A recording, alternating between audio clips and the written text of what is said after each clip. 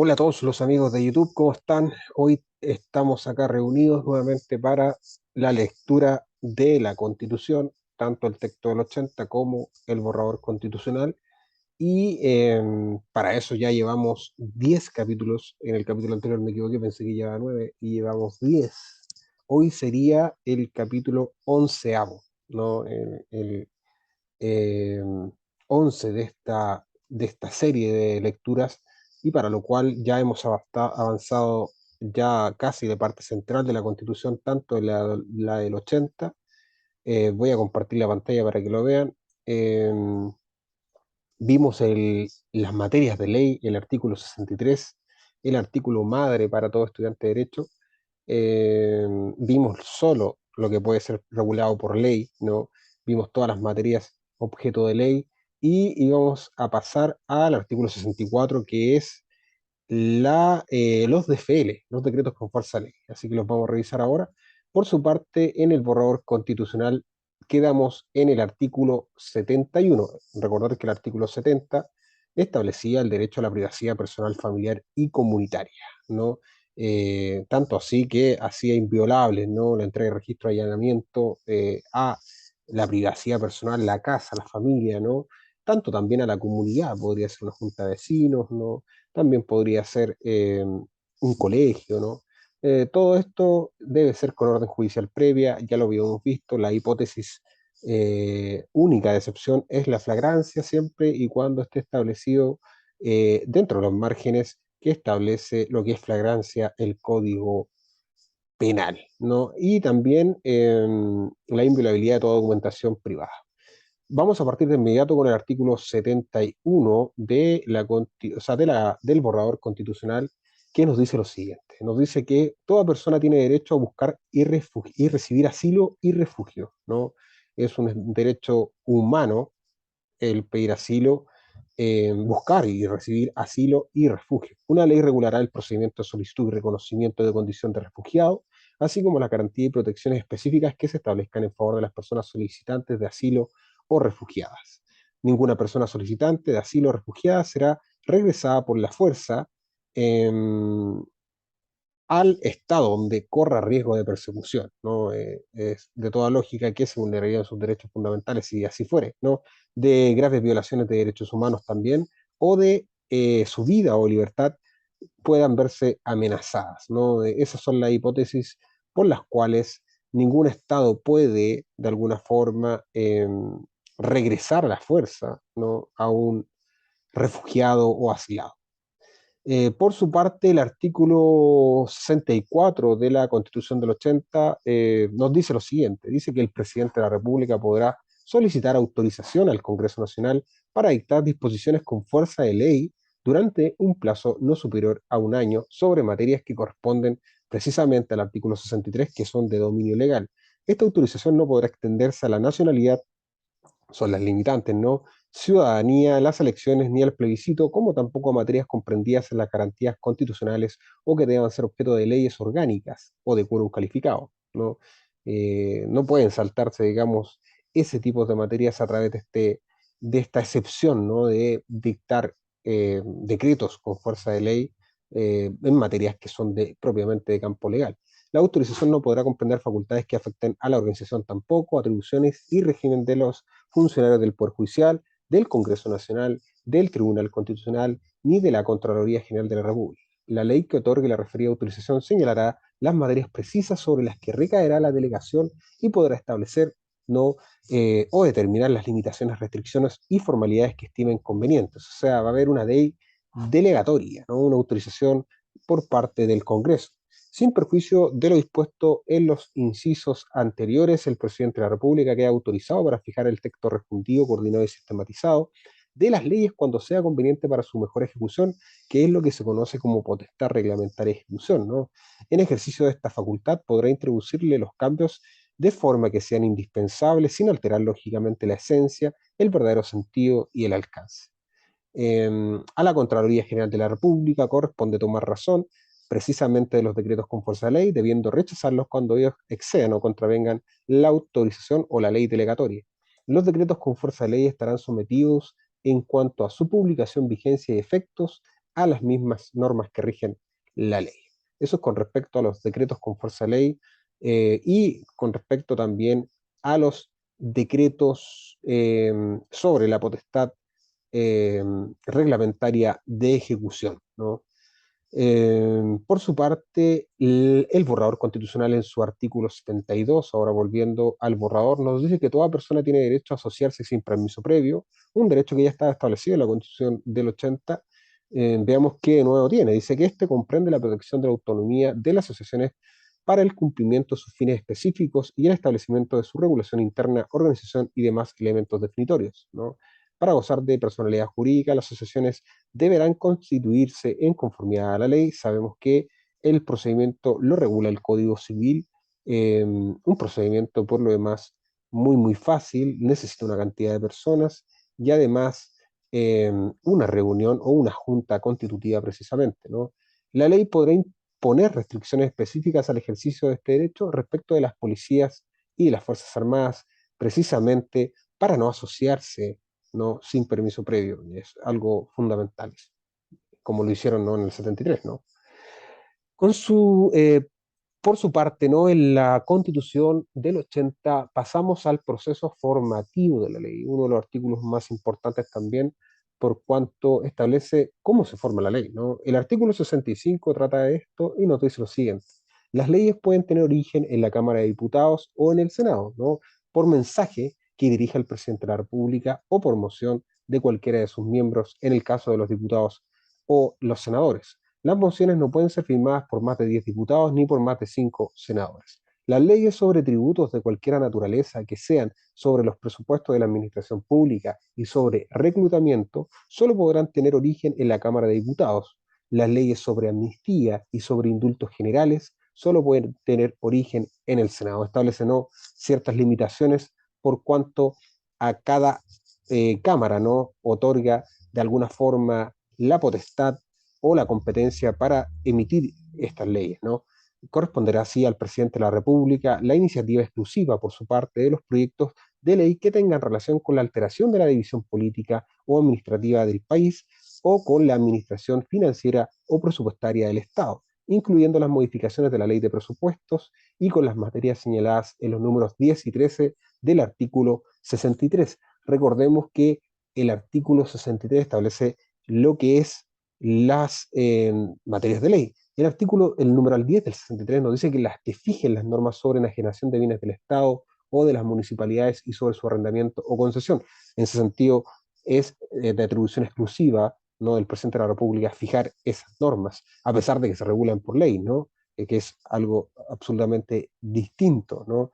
También corresponderá en ese sentido eh, al presidente de la República el numeral 13. Y el numeral 13 precisamente establece lo que se refiere a que las que fijen las fuerzas de aire, mar y tierra que han de mantenerse en pie en tiempo de paz o de guerra y las normas que para permitir la entrada de tropas extranjeras en el territorio de la República, como asimismo la salida de tropas nacionales fuera de él. O sea, estas materias de ley son de exclusiva eh, iniciativa del presidente de la República.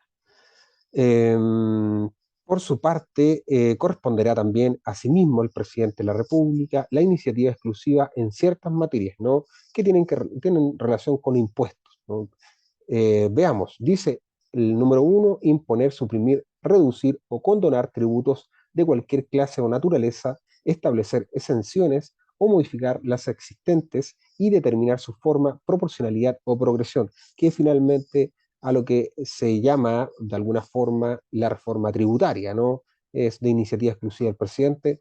¿Cómo se gesta eso? El número 2: también crear nuevos servicios públicos o empleos rentados, sean fiscales, semifiscales, autónomos o de empresas del Estado, suprimirlos y determinar sus funciones o atribuciones. También es de iniciativa exclusiva del presidente de la República. Número 3: contratar empréstitos o celebrar cualquier otra clase de operaciones que puedan comprometer el crédito o la responsabilidad financiera del Estado, de las entidades semifiscales, autónomas, de los gobiernos regionales o de las municipalidades, y condonar, reducir o modificar obligaciones, intereses u otras cargas financieras de cualquier otra naturaleza establecidas en favor del fisco o de los organismos o entidades referidos, ¿no? Eso también pasaría a ser de iniciativa exclusiva del presidente de la República. También el 4 nos dice que puede fijar, modificar, conceder o aumentar remuneraciones, jubilaciones, pensiones, montepíos, rentas y cualquier otra clase de emolumentos, préstamos o beneficios al personal en servicio o en retiro y a los beneficiarios de Montepío, en su caso, de la administración pública y demás organismos y entidades anteriormente señalados, con excepción, eso sí, de las remuneraciones de los cargos indicados en el inciso primero del artículo 38 bis, como asimismo fijar las remuneraciones mínimas de los trabajadores del sector privado, que es el sueldo mínimo, ¿no? Aumentar obligatoriamente sus remuneraciones y demás beneficios económicos o alterar las bases que sirvan para determinarlos. Todo ello sin perjuicio de lo dispuesto en los números siguientes. Número 5, también de iniciativa exclusiva del presidente de la República, establecer las modalidades y procedimientos de la negociación colectiva y determinar los casos en que no se podrá negociar. También es de iniciativa exclusiva. Número 6, establecer o modificar las normas sobre seguridad social, ¿no? Lo que se llama la reforma de alguna forma de la seguridad social, o que incidan en ella tanto en el sector público como en el sector privado.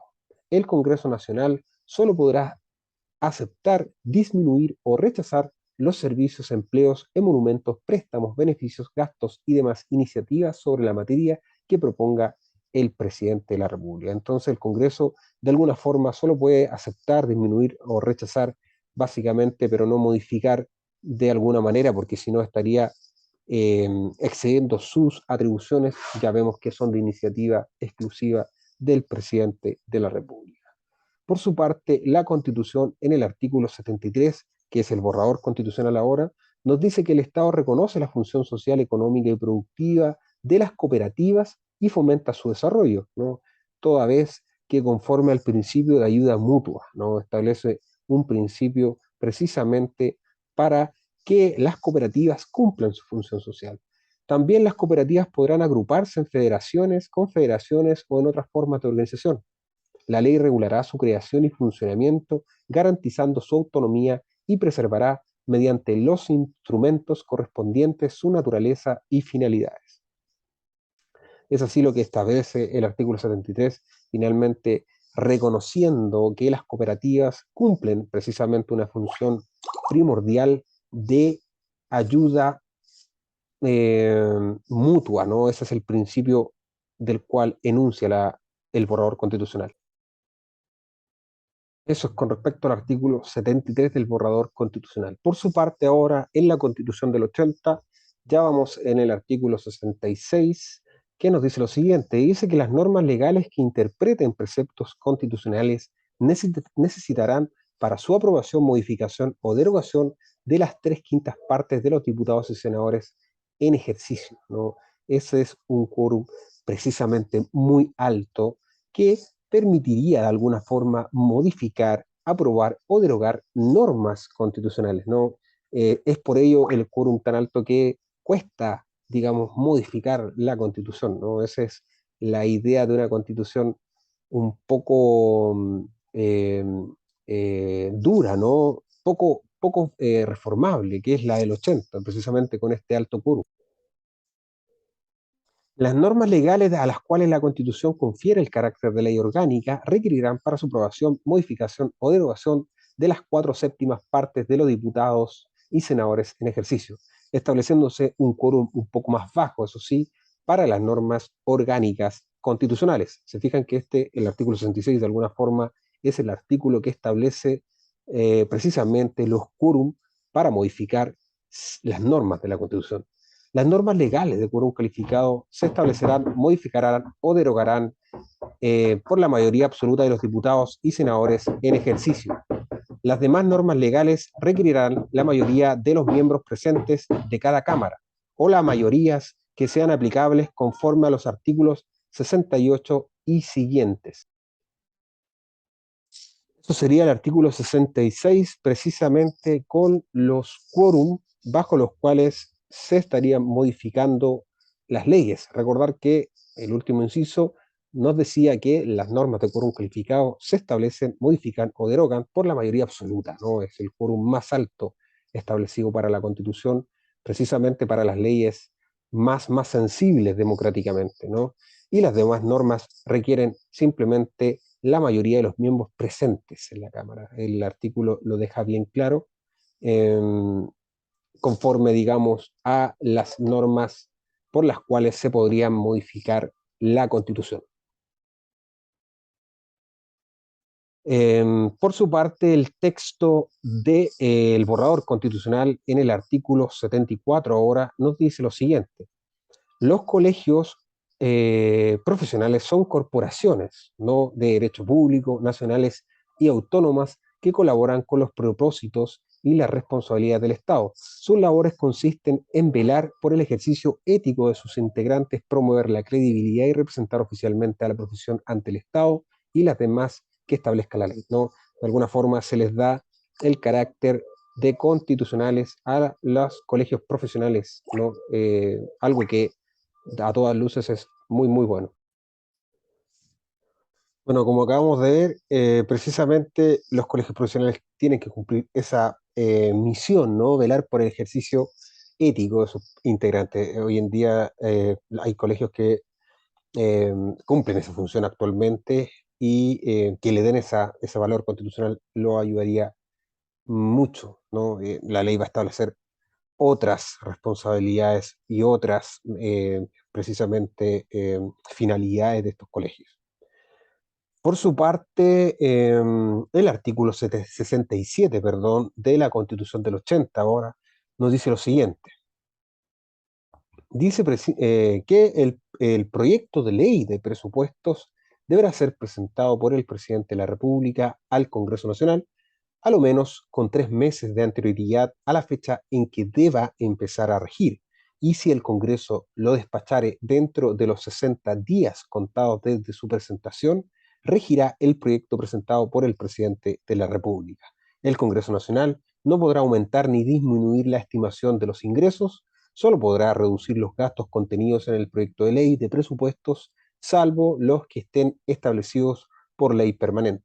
La estimación del rendimiento de los recursos que consulta la ley de presupuestos y de los nuevos que establezca cualquier otra iniciativa de ley corresponderá exclusivamente al presidente de la República, previo informe de los organismos técnicos respectivos, Banco Central más que nada, ¿no?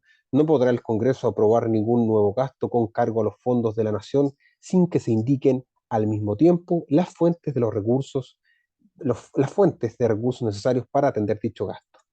Si la fuente de recursos otorgadas por el Congreso fuera insuficiente para financiar cualquier nuevo gasto que se apruebe, el presidente de la República, al promulgar la ley, previo informe favorable del servicio o institución a través de la cual se recaude el nuevo ingreso, refrendado por la Contraloría General de la República, deberá reducir proporcionalmente todos los gastos, cualquiera que sea su naturaleza.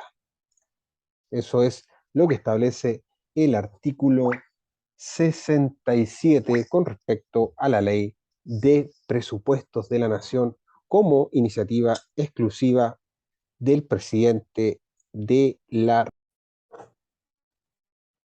Por su parte, el texto del borrador constitucional en su artículo 75 ahora nos dice lo siguiente. Dice que toda persona tiene derecho a reunirse y manifestarse pacíficamente en lugares privados públicos sin permiso previo. Un derecho constitucional de ese corte estaba establecido precisamente en la Constitución del 80. Las reuniones en lugares de acceso público solo podrán restringirse en conformidad a la ley.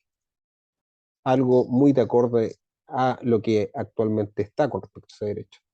Por su parte, la Constitución del 80, ahora en el artículo 68, nos dice lo siguiente. Dice que el proyecto que fuere desechado en general en la Cámara de su origen no podrá renovarse sino después de un año, ¿no? Esa es como una regla general a la cual se establecen los proyectos de ley que son desechados, ¿no? Hay un plazo de un año para volver a presentarlo, ¿no? Sin embargo, el presidente de la República, en caso de un proyecto de su iniciativa, podrá solicitar que el mensaje pase a la otra Cámara, ¿no? Y si ésta lo aprueba en general por 2/3 de sus miembros presentes, volverá a la de su origen y solo se considerará desechado si esta Cámara lo rechaza con el voto de los 2/3 de sus miembros presentes. O sea, sube el quórum de rechazo precisamente a la Cámara de Origen, porque la Cámara no siguiente no lo aprueba, de alguna forma lo aprueba, entonces lo aprueba por 2/3, vuelve a la Cámara de Origen y tiene que rechazarlo a la Cámara de Origen ahora por un quórum más alto. Eso es lo que establece precisamente el artículo 68 como una regla general para cuando fueren desechados proyectos de ley. Por su parte, el borrador constitucional ahora en el artículo 76 dice lo siguiente: toda persona tiene derecho a presentar peticiones, exposiciones o reclamaciones ante cualquier autoridad del Estado. La ley regulará los plazos y la forma en que la autoridad deberá dar respuesta a la solicitud, además de la manera en que se garantizará el principio de plurilingüismo en el ejercicio de este derecho, ¿no? Con respecto a las múltiples lenguas por las cuales pueden presentarse las reclamaciones, precisamente para dar cabida a cualquier tipo de reclamación de cualquier nación. Recordemos que esta constitución establece la plurinacionalidad. Por su parte, el texto del 80 en su artículo 69 ahora, donde dice que todo proyecto debe ser objeto de adiciones o correcciones en los trámites que corresponda, tanto en la Cámara de Diputados como en el Senado, pero en ningún caso se admitirán las que no tengan relación directa con las ideas matrices o fundamentales del proyecto.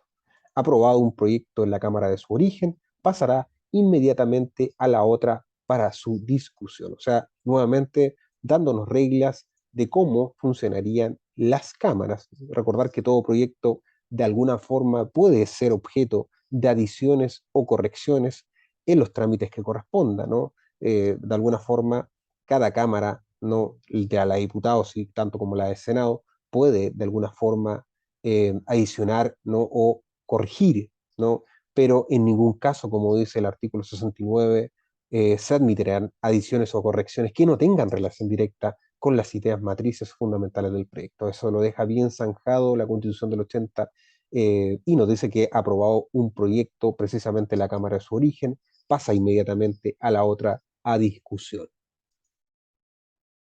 Por su parte, el artículo 77 ahora del borrador constitucional nos dice lo siguiente. Dice que toda persona tiene derecho a acceder, buscar, solicitar, recibir, difundir información pública de cualquier órgano del Estado o de entidades que presten servicios de utilidad pública en la forma y en las condiciones que establezca la ley, ¿no? Estableciéndose un derecho de acceso, búsqueda, solicitud, recibir y difundir tanto información pública como la ley de transparencia ya lo establece, ¿no? De alguna forma se lleva al enfoque constitucional, que es lo que les faltaba, digamos, a la ley de bases.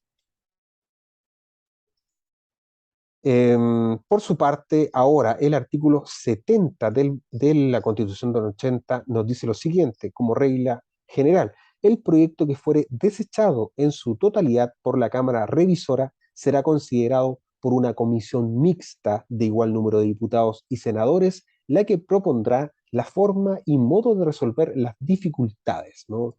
El proyecto de la comisión mixta volverá a la Cámara de Origen y para ser aprobado tanto en esta como en la revisora, se requerirá de la mayoría de los miembros presentes en cada una de ellas. Si la comisión mixta no llegare a acuerdo o si la Cámara de Origen rechazare, el proyecto de esa comisión, el presidente de la República podrá pedir que esa Cámara se pronuncie sobre si insiste por los 2/3 de sus miembros presentes en el proyecto que aprobó en el primer trámite.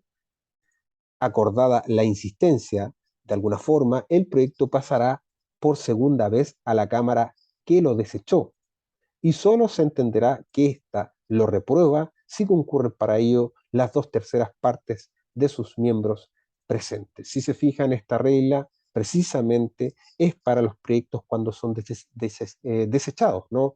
Si una cámara no desecha por la totalidad un proyecto, será considerado precisamente a una comisión mixta, ¿no? De diputados y senadores, la que propondrá de alguna forma cómo se resuelven las dificultades de por cuál fue rechazado el proyecto, ¿no? Una vez que la comisión mixta vuelve, ¿no? A revisar, ¿no? Estas dificultades, vuelve a la Cámara de Origen el proyecto para ser aprobado, tanto en esta como en la revisora, se requerirá por la mayoría de los miembros presentes en cada una de ellas. Ahora, si la comisión mixta no llega a acuerdo de cómo rechazar, perdón, de cómo subsanar aquellas dificultades, o si la Cámara de Origen rechaza el proyecto de esa comisión mixta, el presidente puede insistir, ¿no? Por los 2/3 de sus miembros presentes precisamente para aprobarla, ¿no? Acordada la insistencia, el proyecto pasa por segunda vez a la Cámara que lo desechó y solo se entenderá que ésta lo reprueba ahora, suben el quórum a 2/3 de sus miembros presentes. Eso es lo que dice el artículo 70 a mayor abundamiento. Por su parte, ahora el artículo 78 del borrador constitucional nos dice lo siguiente. Dice que toda persona natural o jurídica tiene derecho de propiedad en todas sus especies y sobre toda clase de bienes, salvo aquellos que la naturaleza ha hecho comunes a todas las personas y los que la Constitución o la ley declare inapropiable. Un inciso casi pegado de la Constitución del 80, del artículo 19, ya habíamos revisado precisamente que se establece el derecho a propiedad en todas sus especies, ¿no? Lógico que se hace inaccesible este derecho a propiedad a las cosas que ha hecho comunes la naturaleza, ¿no? Eso es lógico. Y también a las que la Constitución o la ley declaren inapropiables.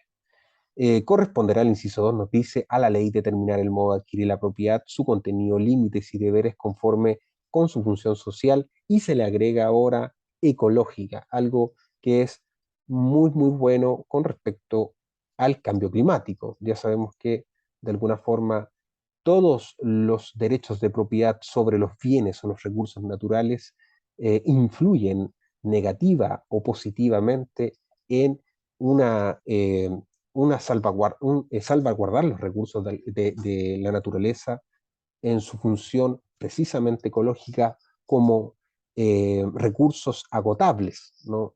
No son inagotables. Entonces la idea es que sean vistos tanto en su función social como ecológica. Ninguna persona puede ser privada de su propiedad sino en virtud de una ley que autorice la expropiación por causa de utilidad pública o interés general declarado por el legislador. También establece el inciso cuarto que la propietaria o el propietario, algo que añade, ¿no? La Constitución nueva en este sentido, siempre añadiendo esta paridad o este doble uso del lenguaje, tanto para el género femenino como el género masculino, siempre tendrá derecho a que se le indemnice por el justo precio del bien expropiado. El pago deberá efectuarse de forma previa a la toma de posesión material del bien expropiado, y la persona expropiada siempre podrá reclamar de la legalidad del acto expropiatorio, así como del monto y de la modalidad de pago ante los tribunales que determine la ley. Cualquiera sea la causa invocada para llevar a cabo la expropiación, siempre debe estar debidamente fundada, estableciendo de alguna forma lo que ya establecía la Constitución del 80, se le añade la visión ecológica, eso sí, precisamente cuando se determine el modo de adquirir la propiedad, el contenido mismo y los límites y deberes de ese derecho. Por su parte, ahora el artículo 71 de la Constitución del 80, veamos qué nos dice, estamos viendo los trámites dentro de las cámaras. El proyecto que fuere adicionado o enmendado por la Cámara Revisora volverá a la de su origen, ¿no? Y en esta se entenderán aprobadas las adiciones o enmiendas con el voto de la mayoría de sus miembros presentes.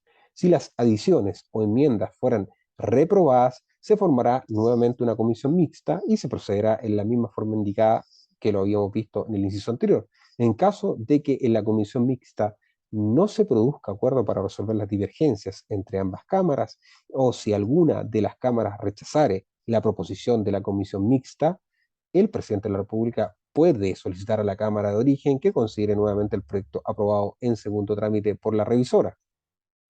Si la Cámara de Origen rechazare las adiciones o modificaciones por los 2/3 de sus miembros presentes, no habrá ley en esta parte o en su totalidad, pero si hubiere mayoría para el rechazo.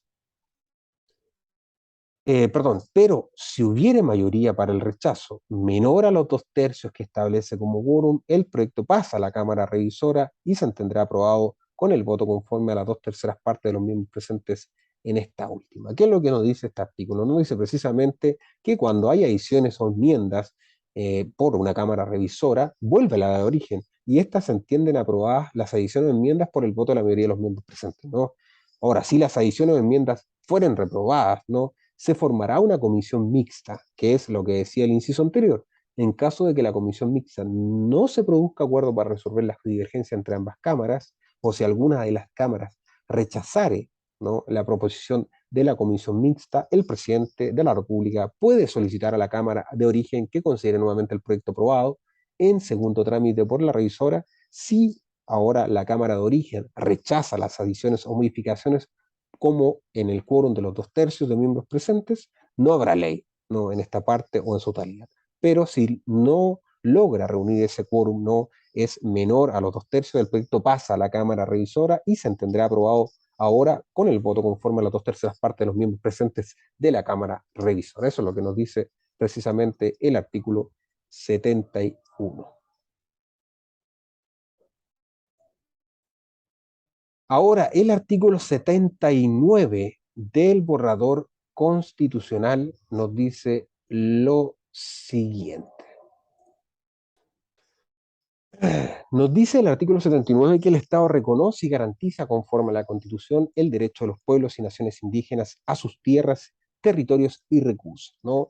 De alguna forma el Estado reconoce que hay una deuda y ahora garantiza, ¿no?, conforme a la Constitución, precisamente el derecho de los pueblos y naciones indígenas a sus tierras, territorios y recursos. Va a haber un enorme, de alguna forma, reconocimiento de tierras que han sido eh, apropiadas indebidamente, digámoslo así, porque la constitución anterior no establecía este derecho. La propiedad de las tierras indígenas goza de especial protección. El Estado establecerá instrumentos jurídicos eficaces para su catastro, regularización, demarcación, titulación, reparación y restitución, que es lo que lo establecía no el inciso anterior. La restitución constituye un mecanismo preferente de reparación de utilidad pública y de interés general.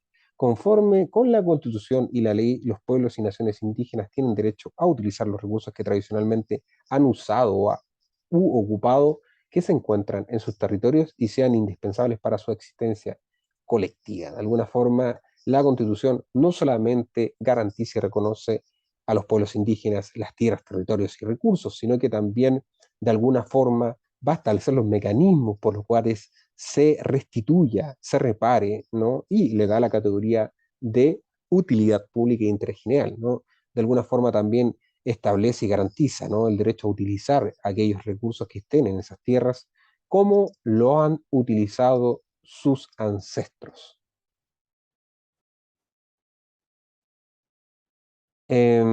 Por su parte, la Constitución del 80, en su artículo 72 ahora, nos dice que aprobado un proyecto por ambas cámaras, que es lo que se espera, será remitido al presidente de la República, quien, si también lo prueba lógico, dispondrá la promulgación como ley, que es un trámite que realiza el presidente de la República.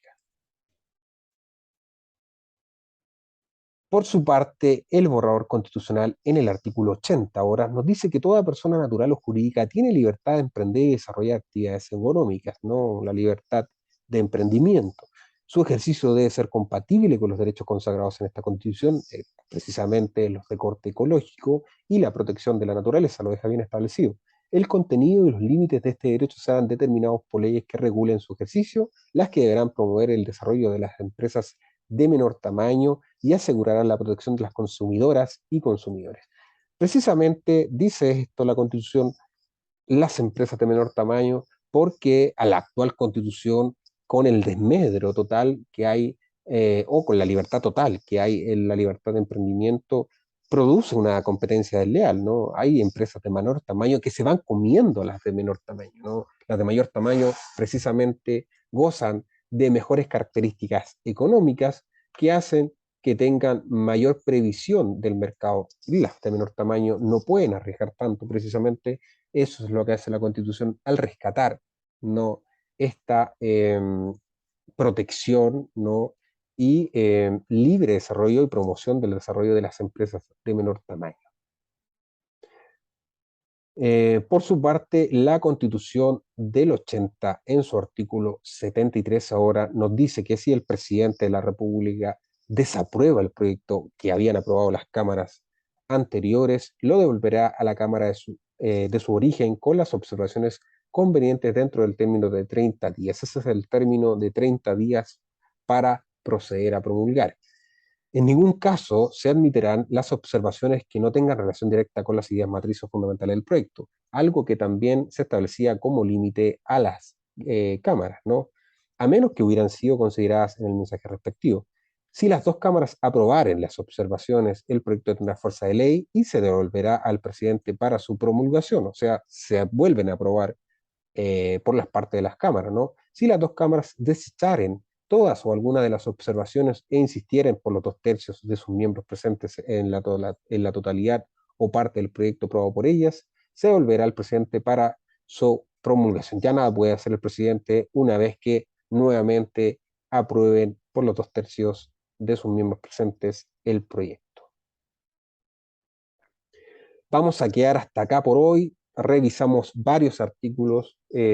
Nos sigue el artículo 81 precisamente que establece el derecho en su condición de consumidora o usuaria a la libre elección, a la información veraz, a no ser discriminada, a la seguridad, a la protección de la salud y el medio ambiente, a la reparación e indemnización adecuada y a la educación para el consumo responsable, algo que se necesita actualmente en las sociedades capitalistas que han adoptado, ¿no? este medio como mejor medio de desenvolvimiento para el desarrollo de las personas. Sabemos que el capitalismo va en desmedro de la naturaleza, precisamente por la libertad que tiene el mercado para regular los precios y para regular lo que quieren los consumidores y la publicidad y todo lo demás que hoy en día nos invade por las redes sociales, por YouTube, por todos los canales en general. Así que vamos a quedar aquí en el artículo 81 y en la Constitución del 80 revisamos todo lo que es los trámites formativos de la ley. Vamos a quedar precisamente en el decreto promulgatorio. Ya vamos a ver precisamente lo que sucede en el artículo 74, que es la calificación de urgencia en el despacho de un proyecto. Así que eso hasta hoy. Muchas gracias por quedarse a ver el video. Les invito a compartirlo y a suscribirse al canal, lógico. Así que muchas gracias. Hasta el siguiente video.